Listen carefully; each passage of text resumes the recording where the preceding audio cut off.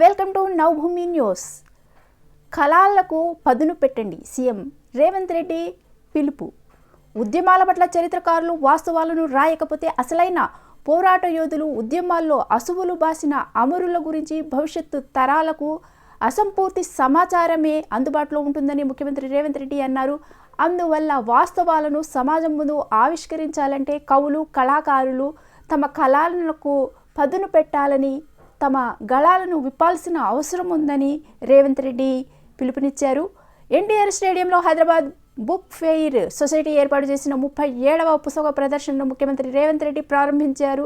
తర్వాత బోయి విజయభారతి వేదిక ఏర్పాటు చేసిన సదస్సులో ప్రసంగించారు. చరిత్ర ఎప్పుడు గెలిచినా వాళ్ళు రాసుకునేదే చరిత్రగా ఆవిష్కృతమవుతుందని, పోరాటాల్లో అసువులు బాసిన వాళ్ళు, అమరులైన వారి గురించి చరిత్రలో కొంత నిర్లక్ష్యము గురి కావడము, కొంత సమాచార లోపము ఉంటుందని అన్నారు. సాయుధ రైతాంగ పోరాటం తొలిదశ తెలంగాణ ఉద్యమమైన, మలిదశ తెలంగాణ ఉద్యమమైన, ఉద్యమాల్లో సమిధులైన అమరులైన వారి కంటే రాజకీయంగా ప్రయోజనం పొందిన వారి గురించే ఎక్కువ చర్చ జరుగుతుంది. గత 10 ఏళ్లుగా మన కళ్ళ ముందున్న చరిత్రలో వాస్తవాలు, అవాస్తవాలు గురించి గమనించే కవులు, కళాకారులు తమ కళలను పదును పెట్టాలి అని సీఎం రేవంత్ రెడ్డి పిలుపునిచ్చారు.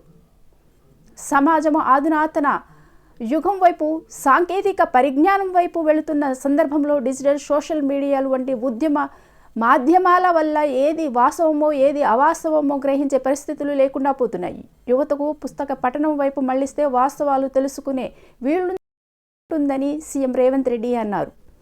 1985లో సిటీ సెంట్రల్ లైబ్రరీలో చిన్నగా ప్రారంభించిన బుక్ ఫెయిర్ ఇప్పుడు రాష్ట్ర స్థాయిలో చేపట్టడం, అందులోనూ ఎంతోమంది మేధావులు పాల్గొని వచ్చే తరాలకు ఒక స్ఫూర్తిదాయకంగా నిలుస్తుంది. బుక్ ఫెయిర్ నిర్వాహకులు ప్రస్తావించిన విషయాలపై ప్రొఫెసర్ కోదండరాం నివేదిక రూపంలో అందజేస్తే వాటిని పరిశీలించి సామాజిక బాధ్యతగా నిర్ణయం తీసుకుంటామని సీఎం రేవంత్ రెడ్డి చెప్పారు. ఈ కార్యక్రమంలో మంత్రి జూపల్లి కృష్ణారావు, పొన్నం ప్రభాకర్, సీఎం సలహాదారు వేం నరేందర్ రెడ్డి, బుక్ ఫెయిర్ అధ్యక్షుడు కవి Yakub, MLC Kodandaram, justice Sudarshan Reddy, professor Rama Melkote, senior పాత్రికేయులు